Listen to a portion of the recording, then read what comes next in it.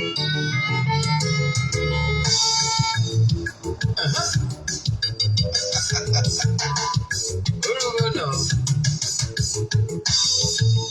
na-ebulukwa mmadụ n'ọkwụnụma onye mee nke ọma ebulie ya elu si ya jide nke o ji na-aga n'ihu. Biko ka anyị gbakọ kịta wee kelee n'Eze-Ana. Eze-Ana ị ga-adị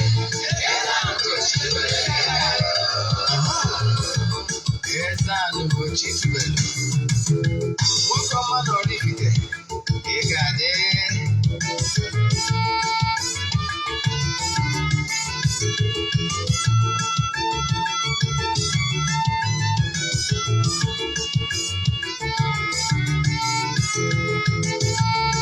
Ọdịnala bụ eziokwu, ọdịnala bụ ụzọ ndụ. Ị ma na o nwere olu na-eti mkpu na-asị ụmụ Igbo chigharịa, ụmụ Igbo chigharịa. Kwa mbọsị ọ na-eti, n'ụtụtụ n'abalị ọ nọ na nkụzi. Eze-Ana Ugochitubelu onye ọma na Oraifite, onye mgbasa ozi ọma ọdịnala gaba n'ihu. Eze-Ana Ugochitubelu onye ọmalịje ọnụ, ọdịnala bụ ụzọ ndụ gaba n'ihu.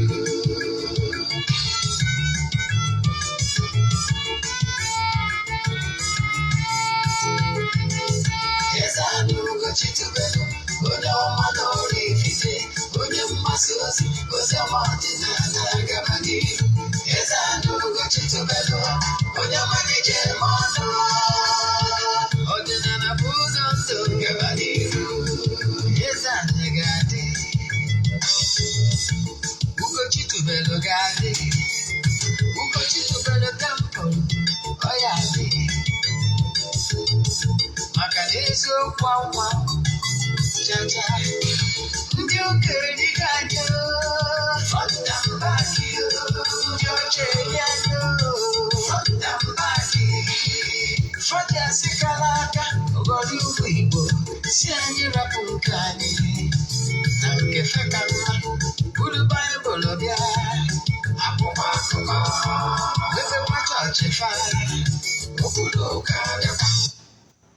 Ụtụtụ ọma na ụmụ ọdịnala Igbo, anyị abịakwanụ n'oge awa nke eziokwu, oge anyị ji awa eziokwu niile agba, ka ọ bụ mụnwa bụ Ogbuefi Eze-Ana Ugochitubelu na Oraifite na-anọ n'isi ya.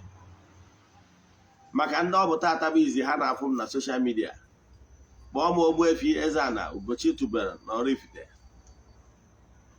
Abụ m onye isi nchụaja na Ugochitubelu ọdịnala tempụl. Anyị na-agba afa mmiri emi, rụkwazi ọrụ mmụọ dị iche iche. Abụkwazi m onye isi nchụaja na ọdịnala Restoration Prayer Ministry, bụrụkwazi onye mgbasa ozi ọdịnala Igbo. So you can call me an ordinary evangelist. I will answer. My mission is to help people live better life. N'ụbọchị tata n'oge awa nke eziokwu, isiokwu anyị ji bịa tata bụ what you should know about mariners. Ihe niile kwesịrị ịgba gbasara ndị mmiri. Ọ bụrụ na ige ntị, ị ga-amụta ihe ga-enyere gị aka for life. Mana before anyị gaba n'iru, ọ nwere ọkwa dị mkpa. Ọkwa anwa dị mkpa bụ echefuna na aja anyị na-achụ kwa ọnwa nke ọnwa Disemba ka na-aga n'ihu.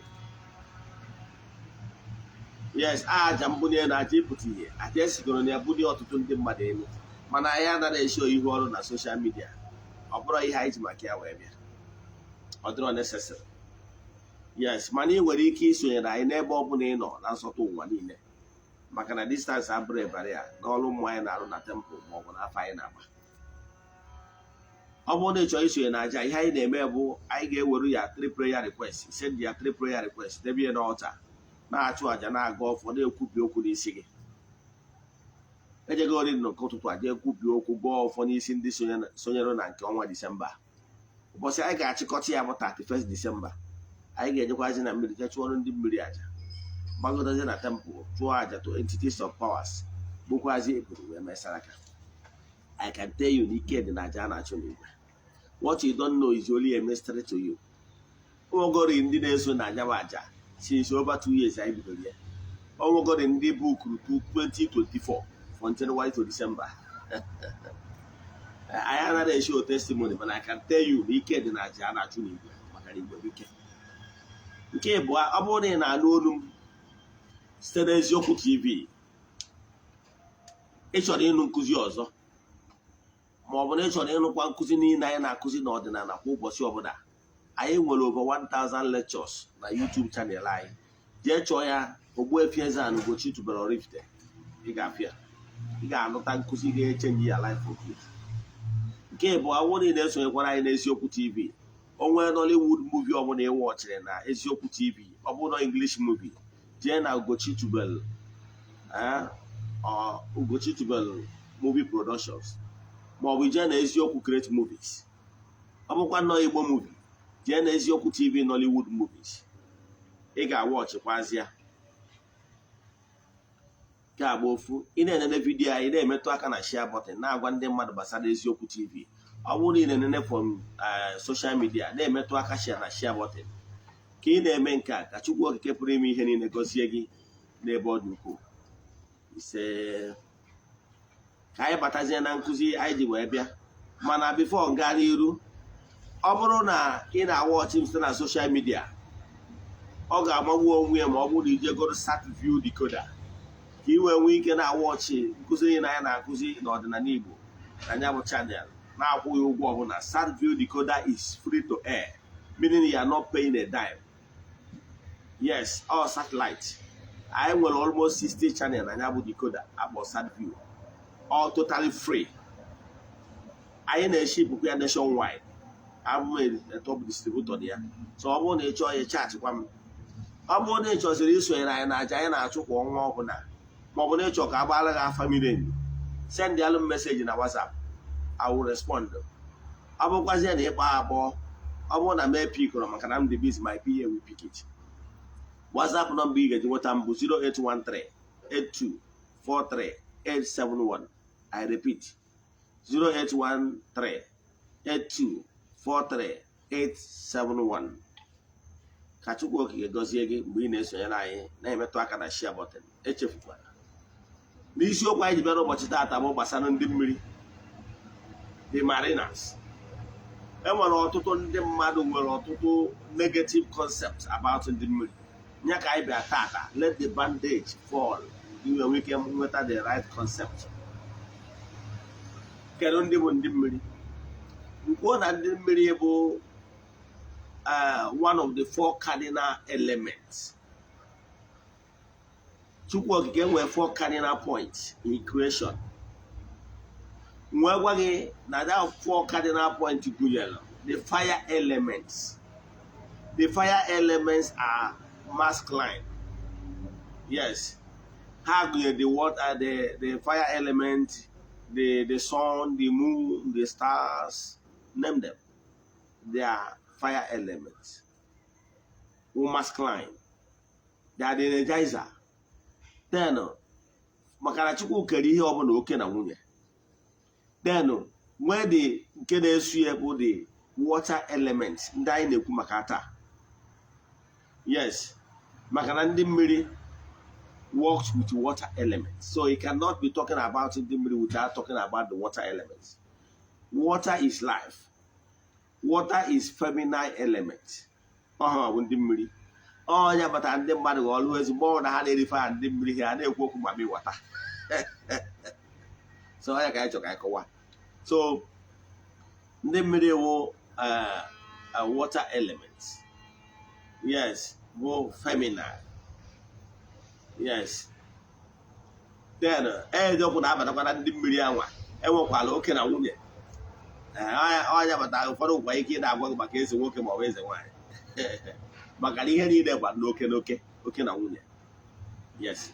So then nke a bụ the water element nke gụnyere the mermaids, water sprites, and rest of them.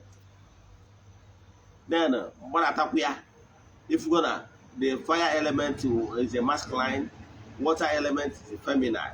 Then there was another masculine element, air element, is masculine. then after nwekwa feminine element bụ ana ụkwụ ịghọtara ya mana ka anyị gabagoro n'iru na air the water element achọrọ ka anyị kọwaa taa. The water elements gụnyere akwa na ngịrị the mermaids, the water sprite, etc. Then air element, salamanders, etc. Then the earth element is the gnomes, the elves, etc. Now, ihe anyị chọrọ ka anyị concentrate taa ihe gbasara water elements. Kedu water elements? Kedu onye bụ onye mmiri? I will kọwaa na enwelu majority people on earth wụ ndị mmiri. Yes. Direct or indirect. Enwere ndị bụ call onye mmiri when by direct. When ndị bụ ndị mmiri by indirect. Yes. Example. Enwere so many things mere mmadụ ọ bụrụ kọọ onye mmiri. Enwere ike ndị amụrụ ụbọchị orie. Onye amụrụ ụbọchị orie bụ nwere direct link with ndị mmiri because no the water elements na ọrụ ụbọchị a ọchara onye ahụ in to the mother earth. Ịghọtara ya? Then enwekwara ndị nwere direct link with ndị mmiri by ihe ha na ha so. Yes. O nwekwara ndị nwere direct ndị mmiri by nọ ndị mmiri kpọrọ ha ọrụ kpọrọ ya ọrụ because of ihe ya na-eso. Then nwee ndị nwekwa ndị mmiri by na onye a nwere ike ọ bụrụ na onye a nwere fire element bụ core element ya mana maka ihe na that those four cardinal elements na-alụkọ ọrụ ọrụ ka mmadụ ịghọta ya. Ihe ndị ala ka ịma atụ na nkụzi mbụ ka o nyere gị aka ịghọta ya ọfụma.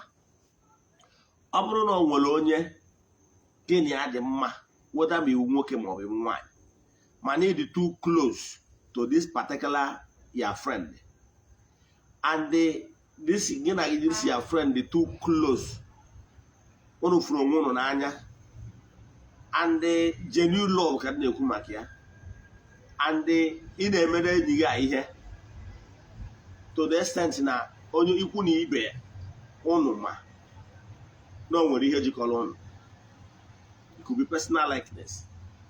So and ihe ọmụ ya friend a na-emere gị mezie gị na-agwakwu nne na nna gị si kere ekwara gị Chibuike ma ọ si kere ekwara gị Ifeanyi nwa na Ifeanyi nwa mekwara gị nke a ma ọ merụ gị nke ọzọ ma ọ bụ na Chibuike mere gị nke a merụ gị nke ọzọ. Mgbe ọbụla ị na-abịa na-agwa nne na nna gị how good Ifeanyi nwa ma ọ bụ Chibuike dị to you is a matter of time. Your family members will begin to love Ifeanyi nwa ma ọ bụ Chibuike. Ịghọtara ya?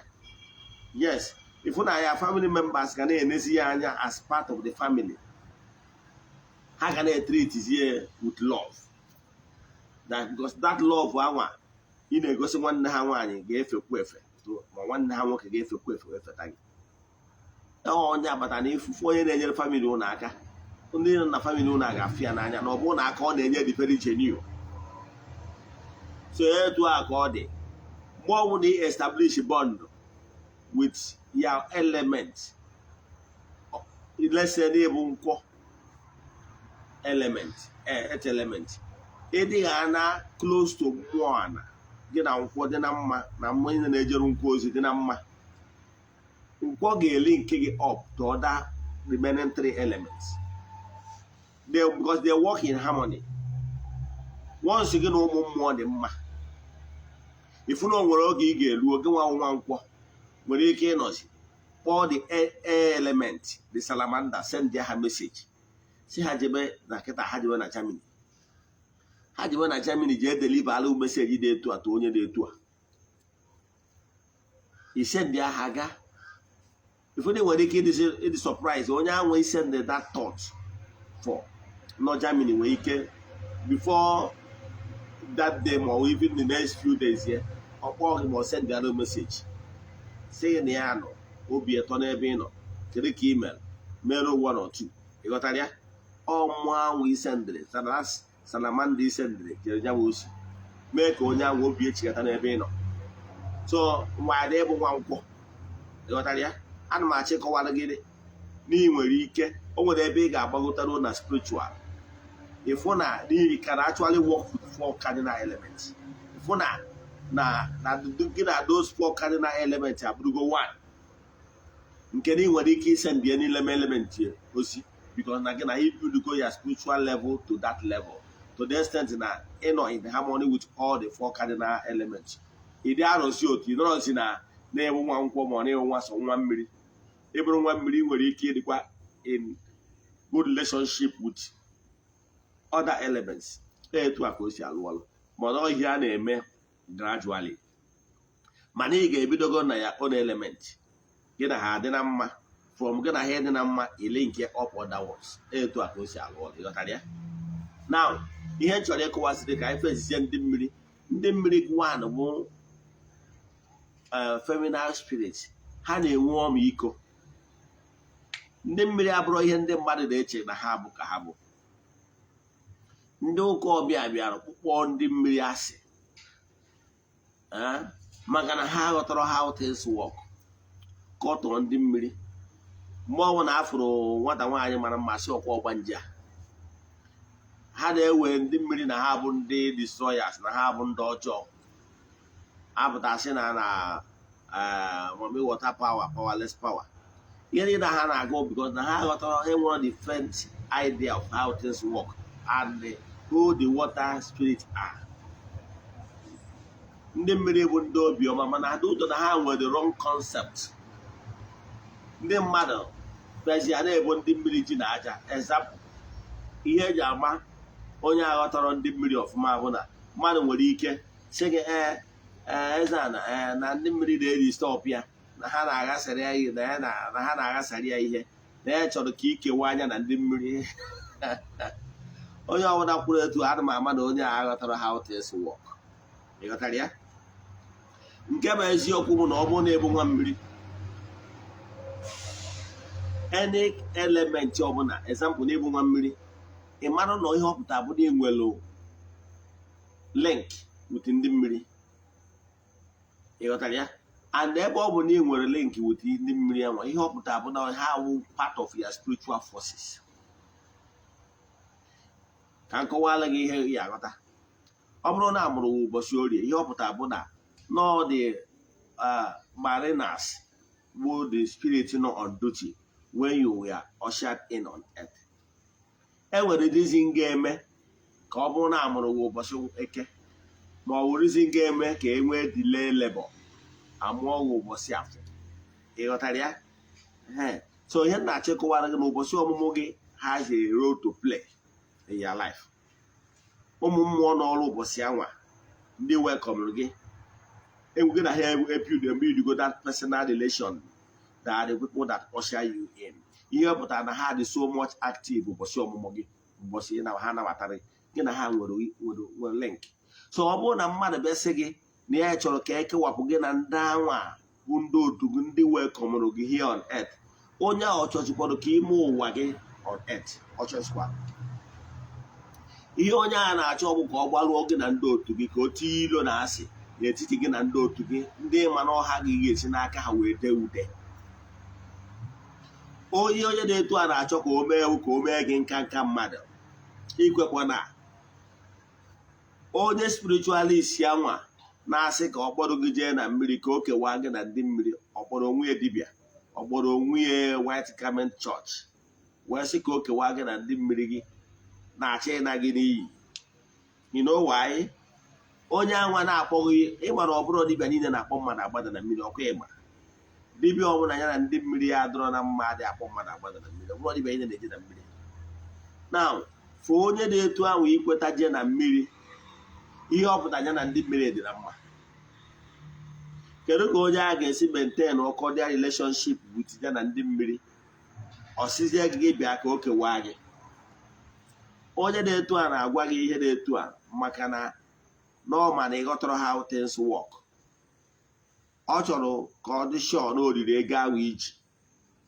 Ọ na-eme out of selfish interest maka na onye a nwere ike ọ malụgo na ya for your own concept because onye ọbụla bịara sị gị kewaa gị na ndị mmiri ihe ọ pụtara na onye enwe the right concept of ndị mmiri ma ọ bụ ihe ndị mmiri stand for. So onye a bere ibu na ndị mmiri iwu negativity na ndị mmiri ekwesịrị ka mmadụ nwee anything with them. So onye ọbụla bịa gwa gị ọ na-abụ ndị mmadụ bịakwuta na m sị na ya chọ ka ekewa ha na ndị mmiri abịrị m amụwa m amụ. Ihe nji amụ amụ bụ na m mụtara na onye na-etu a ghọtara how things work. Maybe na onye na-etu a na-abịa from the church angle that no nwere church upbringing. So ana m emere onye na-etu ebere. Ana m took my time to explain to the person ihe ọ ya benefit ya ma ọ bụ na na ndị mmiri dị na mma.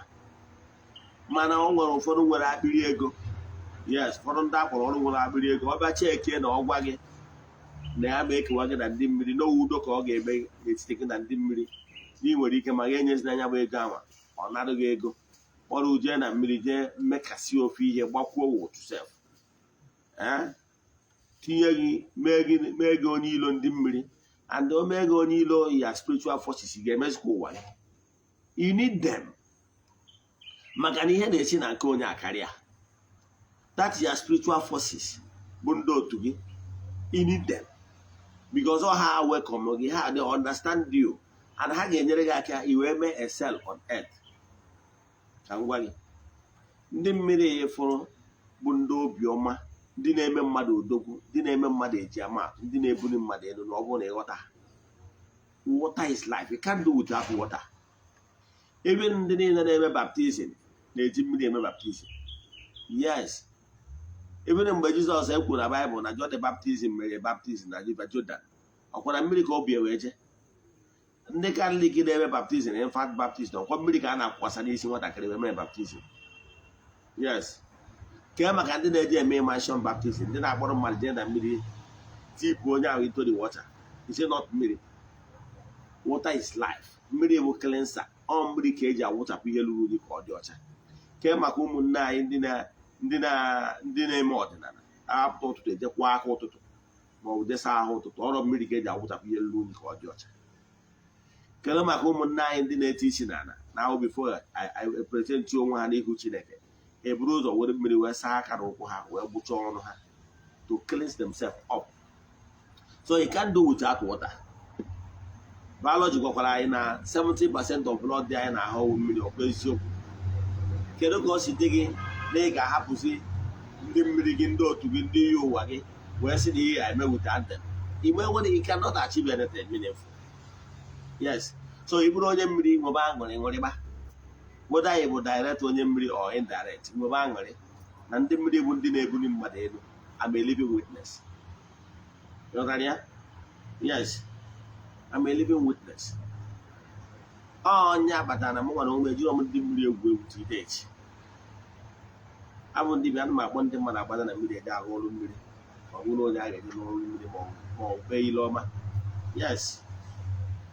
Maka na mgbe m bidoro ọrụ a na-akpọ ka etiti sọpụ asị na I can't do this work alone. Asị m ndị mmiri gwara m sị na ha akwụ m n'azụ. Mụ jebe na ha ga-adụnyere m ukwu. Ghọtara ya? Ngwa m ihe m kwesịrị ime. Ngwa ha na nchọrọ n'ọrụ a m kwetago na mma alụ. Yes. Na nchọ ka ha bunye m elu ka nde ude ka m bụrụ eji amatụ ka anụ afa na mba ụwa dum. Ha merie. Ihe m mere bụ na m jere na mmiri. I visited water 4 good times, consecutive times. Yes. Ụbọchị ọmụmụ m ana m eje na mmiri, gwa ha na ụbọchị ya ka m meji na-abịa. Maka na ndị my spiritual forces ụbọchị ọmụmụ m na ndị mmiri na-arụkọ ọrụ. Ịghọtara ya? So maka na ha na-awụ feminine spirit. Maka na mmiri wụ na ka ọ na-aga. So wee gwa ha na mma abịa ebe a. I visited every 4 days. I go again. Were few things dịkwa. Onye ka m mechara wee bido ọrụ. Ihe na-achịkọwara gị bụ na ndị mmiri bụ ndị na-agọzi mmadụ. Ndị mmiri ọ bụrụ na ị bụrụ onye mmiri onye a na-ebe, maka na ndị mmiri wụ life. Ha na-abụ ndị na-azọ mmadụ ndụ. Ka nke ọrụ gị ihe mara maka ndị mmiri. Ndị mmiri na-abụ ndị na-agba ọkụ mgbe ọ bụla ihe gbajuo ole juo ọ ndị mmiri. Ịghọtara ya? Ịghọtara mgbe Jizọs ndị ụka ọbịa ka m were aka wee kọwara gị ihe. Egbughere wee sị ya mee ya accuse na ọ dị akwụtasị. ọ dị akwụ nke ụmụazụ ya. O wee sị Pita na ndị otu ha jebe na mmiri, azụ ya izi ha ga-akụta, ha mepee ya ọnụ na ha ga-afụ ego a ka ha wetara ebe akwụkwọ taa kwụta ụtụ isi ha. Ndị mmiri nwere ego, ndị mmiri nwere akụnụba, they are very rich. Ọha ndị obiọma, ọha nwere ihe entertainment, ha nwa egwu, ha nwa nwere ihe ọbụla. So ndị mmiri nwere akụnụba. So ọ bụrụ na iwe onye mmiri je gbuo onwe otu n'aka ndị mmiri, ọ gide eme onwe. Ndị mmiri adịghị enwe ilo. Ndị mmiri ewu ndị obi ọcha. E nwere characteristics eji ama ndị mmiri. Nke mbụgodo na onye ọbụla bụ onye mmiri, ndị mmiri ewu ndị obi ọma. Ị nwere ike iprovoke nwa mmiri, iwe wee ya, mana obere oge iwe foo. One of the things eji amafa. Ndị mmiri adịghị keep malice. Iwe wee ya ozugbo, gosi na iwe were ya kwuo nke aga ịghọtara ya. Yes, ọ dị very common among them. Ndị nwe ndị mmiri, ifu nwa mmiri, ifu na ndị mmiri na-adị enwebe atụba ụjọ mmiri, especially gị nwe onye mmiri gị na ha anọbọrọ in good rapport. Ifu anaghị onye nwe onye mmiri ịkpọrọ ya gbada na mmiri, ọ ga na-atụ mmiri egwu. Ịmepụta o ji atụ mmiri egwu maka n'ihi na ya na ndị mmiri esetụrụbọrọ. Ọ nọ ka prodigal son. By the time ịlinkiri awụtị ndị mmiri ya na ndị mmiri dịba na mma, ofu iluwa at free, ofu iluwa at home with ndị mmiri ya. Mana ọ maka ihi na ya na ndị mmiri o mebere ihe a tụrụ anya n'aka ka o mee. So ọfụ ndị mmiri anwa, mmiri a na-atụ ya egwu, ọ na-efiru na mmiri ya erie. Mmiri ama erighị na gị na ndị mmiri gị dị na mma. Ya ka abụ ofu ihe afụ na ndị. So ndị ọbụla bụ ndị mmiri fụ na ha na-abịa na mmiri, ụjọ ga na-atụ ha. Tiri ime dị needful. Fụ na ọ ga-emezi gị gradually. Ọ ya eme one day gradually ị na-erila asịsị. Funi nwere ike ịbara, onwe oge ọ yerusi, funi nwere ike ịbara mmiri, gwuo mmiri successfully apụta. Again, ndị ọzọ wụ ndị mmiri ewuru, ndị mmiri efuru, ndị ha na-enwe good luck. If they wish you well, obi dị ha mma, ha na-abụ ndị obi sarịsarị. Ọ na-ebere good na obi dị ha mma. Ha maka esi they give freely. Ha bụ ndị na-awa obi dị ha mma. Ọ na-ebere good na obi dị onye mmiri mma. Ọ ya enye gị ibi nye the last long one. Ọ ka ha si eme. Si ị bụrụ onye mmiri na-enwe aṅụrị. Ndị mmiri abụrụ ihe ndị mmadụ na-eche na ndị mmiri ewu.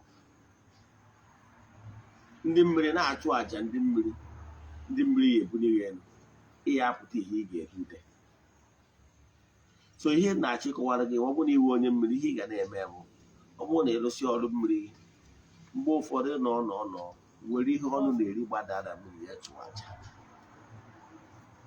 Ọ bụkwa ndị na-ebetara aka, ị nwere ike inwe ya spiritualist na-achụrụ gị aja ndị mmiri. Ọ nọkwa sendịgharịa ihe ka o kwara ihe ọnụ na-eri chechụọ ọrụ ndị mmiri aja n'afọ ya. Yes, ibido chụbara ha aja, ịfụ na i benefit well a lot. N'ihu mmiri m na be anyị na eze be anyị, mụnwachi aka m jee kirie that particular portion n'ebe ihu ebe mmiri mma anọ wee na-arụ ọrụ, rụchaa ihe niile nụrụ ya, lụọ ma steep that is ka ọ dị comfortable onye ọ na-abịara ebe anyị bịa lụọ ọrụ. Ma the first time anyị bịara ebe anwa, all the everywhere look deserted because na be anyị abịago develop oge anyị dọrọ ụmụazị ka anyị na-eje stream. Oge a ka a na-agwụcha mmiri, obodo na-akụ ekwe, nwe ụbọchị eji agwụcha mmiri, kpọpụta ndị youth na-eje kpochaa ihu mmiri. Mgbe ha borehole adọrọ, mana kịta borehole bịa adịzie including in front of my house. Enyere ndị mmadụ, so ndị mmadụ adịghị echuti stream. So ejezie the stream ọ dịzie deserted. So mgbe m bịaji clear that my waterfront, kedu ihe m mere? Ụkwụ achara adịsigodi ya. So engage the services ndị mmadụ eje gbuo oke ọtụ ọdụzi ụkwụ achara, mezie ebe a niile, rụọ ma steepụ dị ya esi agbada na dị mmiri. That time I jere ebe a nwere nothing like a single fish there. Yeah, that particular place nwere onye dịka fish dị ya. But eje m ebe a bido chụba aja ije ebe anwa big fishes adịghị. But the last time I did I said we have to point and kill. You have to have the very peak. No one ever wants to say Eze-Ana. When you only need you got there by enough hand chop up and down. So whenever they are giving them you only need, how am I this thing you are bringing is something foreign. It is foreign because all the different from mud and the earthworm they normally eat. So whatever you bring in sweet banana, biscuits, name them, and they have money have foreign. So whenever they are eating it, hang on, see, me and that one to say Eze-Ana. If I be the guy myself. So while we in that thing, I had to cook. You want to Eze-Ana do it that I call that water, like I said. But you know why? Makani you lack the ability to communicate with those elements. You will not even understand. One I can tell you. Ihe niile connected to Chineke. If you have a fishes in the river, there to Chineke, what idea? Each and also mad there to Chukwu. So you want to know more about Obi Toro Hoto, Nagas Chukwu. Tata, you fed well. Thanks to Eze-Ana, not that I don't know what that. Because you all know I also be area. They join in prayers. Why can't you say go to Raja? Oh, they got a hand in Mirine. The Miriaburo, it shouldn't be Miriajaburo to Raja. Mama actually didn't follow all the elements every other thing. I don't joke with it. On Yamatana from time to time I will go to the river and perform my rituals. Makana man wicked. The mmiri na ebudi mmadụ enu. Ọ ha ga-eme gị fair. Ndị mmiri. So ọ bụrụ na iwe onye mmiri nwebe aṅụrị, unu ebelieve na ihe a ndị mmadụ na-agwa unu. Ụfọdụ ndị mmadụ ya awụ aja ihe ndị mmuchi a na-emewe na churches. Asị na onye nwe ahụ mami wata narị akasị ọga ihe akasị n'ebe ndị a nọ spell. Ihe akasị n'ebe ha nọ spell. Those manifestations you have to na churches in believe na ebe deliver no deliverance. The person will be saying many things negative. Any now spell ka akasị n'ebe onye a na-eto. He hypnotize the person. Yes, he will not understand how things work, so he will not understand. Yes. Ọ bụrụ na onye anwa sị gị na o siri ya n'aka. I don't want to reveal so many things, but ihe na-achịkọwala gị bụ na ọ bụrụ na isi n'iwu onye Katọlik bere ibu onye Jizọs na-eme, kedu ihe kpatara na ọwụ na bishọp gị bụ nnukwu onye nchụaja na Katọlik bunye monstras elu na ndị mmadụ ada manifest, ndị mmadụ adị ada. Mana ọ bụrụ otu fada na-eme ebere obunye nke ndị mmadụ adaba. O nwere ihe na-aghọta. Ọ bụrụ na Jizọs na-akwatu ha ji manifest. Nwaanyị na bishọp bunye nke na ọ dị akwatu ha. Mana fada nwa bunye nke ọkwatuwe ha. You not understand. Etu aka ọ dịkwuru pastor. The same thing. Mana you will not understand those things. Ka hapụ ije that side. Ihe na-achịkọwara gị bụ na those things a na-emere gị anya na-manifest na-atọ ọka abara kata abara. Forget about those things. Ihe na-achịkọwara gị bụ na ụzọ na-etu aka achị wee pentie ndị mmiri bad na water spirit na onye a dị possessed nke a. Ọga onye anwa ị na-achị na ọ dị possessed, o nwere ihe ị kwesịrị ime n'ebe anwa chụọ aja setụrụ ndị otu ya onye a dị normal. Mana ọ maka na ị mara imere ihe atụrụ anya n'aka ka imere ihe ị kwesịrị ime. Ụfọdụ na-eme datị na-awụ ihe si n'iyi ụwa ha, so ịrụọ ịbụbọ ihe dị n'ihi ụwa ha, ịbasara ha iyi ụwa ha, rụọ ọrụ ọrụ ị kwesịrị ịlụ, everything will be calm. Mana ọ maka ihe ị neglect ihe ị kwesịrị ime. So kedu ihe na-ekwu in essence bụ na ndị mmiri bụ ndị obiọma. Ịbụrụ onye mmiri na-enwe aṅụrị. Ndị mmiri ya ama na ebe ndị mmiri nọ, ndị mmiri na-enwe aṅụrị. O nwere mbọsị ịbụrụ onye mmiri, o nwere mgbe ya nọkọta etu a abụ. Yes, ọ dị a very good day. Abụ abịa ọ bịaghị n'ahụ. O nwere ụbọchị mma abado n'ime tempụ abụ abịa m n'ahụ abụọ m egwu. And ịkụwa na-egwu ahụ ozi abịa. So ihe na-achịkọwara ụlọ ndị mmiri bụ elemental beings, ndị na-ejere Chukwu na mmadụ ozi. Mana ọ maka na ị nwere the right concept, iwe na-enye ha aja afa na-asị na ha ụmụ mami wata. na ha bụ na-adresị ha uche okwu jọrọ njọ. Ịdị mma imere ebere maka na ịghọtara how things work. Mana ihe na-achọ ịkọwara gị bụ na ndị mmiri wụ part of the cardinal elements and they are for peace. Ha bụrụ ndị na-emesa emesa. Agwụghị m ụnụ na o nwere ọtụtụ ihe nwere ike ị na-eme na ndụ ndị mmadụ. Ụfọdụ ndị mmadụ ebunye ndị mmiri. O nwere onye ya na-enwe problem ọ na-enwe, ọ bụrụ na ọ maka na o setụrụ ndị ọgbanjie wụ another spiritual associate of that particular person, ma ọ bụ na o setụrụ ihe tiri iyi onwunwe ya, iyi ọṅụ n'ụwa mbụ ya, ma ọ bụ na o setụrụ ndị otu ya, ma ọ bụ ka na ndị amoosu tiri ya aka. Ihe ndị a na-eme ndị mmadụ life ha adịghị shambles, a na-ebu ebu mmiri. That is the problem. Enwere many symptoms like the way ọ na-adịkwa n'ụlọ ọgwụ. Enwere so many ihe nwere ike ị na-eme mmadụ ha enwe similar symptoms. Mana ọsọ good afa mmiri emi ka ị ga-eji wee ma na nke a abụrụ ya, na nke a abụ ya, na nke a abụrụ ya, na nke a bụ ya. Etu a ọ dịkwa n'ụlọ ọgwụ na lab, yes, medical field. Etu a ka ọ dị ihe gbasara na mmụọ. So ka ọ ghara ebe ọ bụzie na ife si any challenges ma whatever igwe ndị mmiri. Ọ bụrụ na ị na-enwe delay in marriage, enwere so many things nwere ike cause delay in marriage. Enwere so many things nwere ike delay in marriage ọ bụrụ as a result of what is happening in your root. Maybe be nna gị. Yes. O nwere ike bụ character. Yes, amaghị eme. O nwere ike bụ otu mmadụ gbara.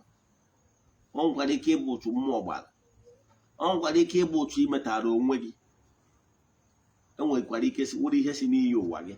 Maka onwe nwaanyị nwere ike ọ bụrụ na ọ nụrụ dị n'ụwa mbụ ya, di efegọrọ ya, nwa efegọrọ ya, ọtasị afọ wee nwụrụ. O nwere ike ọ sị n'ụwa ọzọ nwere ihe ya jikwa di eme, di gbakwa ọkụ. O kwuo ya etu atụ pain o mere experience, then kama wụ na-emerụ brought forward. Ọ bụrụ na ụwa kịta nwere ike di ama amụ ya, bịa ya akpọkwa ihu maka ihe ọ mụtara ogwe ebe ya ndị mmiri. A sị na nwata nwaanyị nke ọma ka achara ugo nwaanyị, mana na ndị mmiri ekwere ya na ọ dị onye gwara gị ọ nọ na ndofu ọnwa. Ka na ọrụ isi ihe ị na-afụ n'anya na ahụ, mana ịfụrọ dị dipa mara ihe ka ọ sị ya. Ọ sị na afa mmiri ebi ya agwa gị exactly ihe wụ the problem. Yes. O nwere onye ya wee pụta like one of my friend si na na-achụ nwaanyị fụ nwata nwaanyị ọ like agwa nwata nwaanyị si na ya dịbọ ready ịlụ di.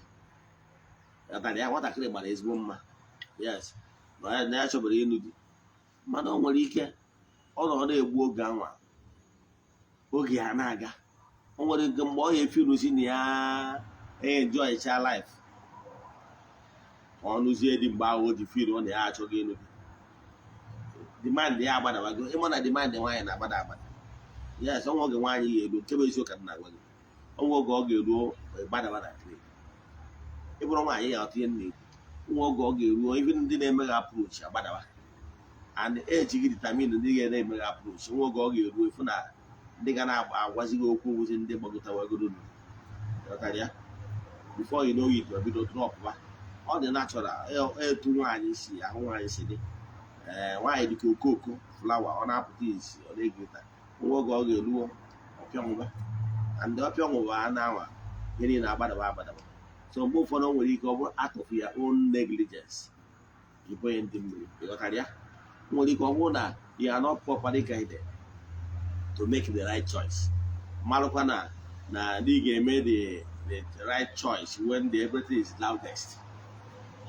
You know, you blame yourself for not making the right choice when things are the loudest. Then at the end of the day, you turn obey and do not the money. And we can get what I want. I know now, and then give me an order or a boy and dimly, of course. So I even dimly Jinaja. But I'm not check as a counselor. If one name me over, I pass here for no young interview, may cancel with the person. If I start living municipal of Global. Mana ebughị edu mmiri ka nkwụsị ebe a. Inwe ajụjụ na nkụzi a ma ọ bụ na-echọ ka agbaala gị afa mmiri emi, send alụ meseji na WhatsApp 0813 8243 871. I repeat, 08138243871. N'aha Chukwu Okike nke pụrụ ime ihe niile, agụọ m ọfọ n'ụbọchị tata n'isi ndị niile sonyere anyị n'oge awa nke eziokwu, ndị na-emetụ aka na share button as we speak, na-eshigharị ya ndị mmadụ, ya na ndị niile sonyere anyị na aja anyị na-achụ kwa ọnwa Disemba, ya nakwazi n'isi ndị children of the temple and the friends of the temple. Anyị na-agụkwazi ọfọ n'isi ndị niile ihe anyị na-eme na-amasị. A sị nka Chukwu Okike pụrụ ime ihe niile gozie unu n'ebe ọ pụrụ iche. Agụkwazie m ọfọ sị ga ihe ọma dị iche iche bụ ọchịchị obi unu bịa na mmezu. A sị m na onye na-achụ unu ga-ada, na onye unu na-achụkwasị ga-ada, maka na ejiri ọnwa adịbịa eme mkpọrọ. A sị m na kakaka ya mụ na jijiji ya mụ nụ. A sị m osisi fụrụ ụnụ na-atụ ufere amapụtụ n'osisi ahụ ọnụ ya ji ebuo elu. N'aha Chukwu Okike nke pụrụ ime ihe niile, onye ike niile si n'aka ya bịa, ya gazie ka ọ dịkwa echi niile n'oge awa nke eziokwu. Daalụnụ ndị enyi m metara onwe m na soshal midia. Ọ bụrụzie na o nwere meseji ọzọ kwasị chọrọ isendịrị m privately na my personal WhatsApp number, mana ọ ga-abụ only message, send ya na 08057837672. I repeat, 08057837672. Ka ọ dị na echi niile, emesịa.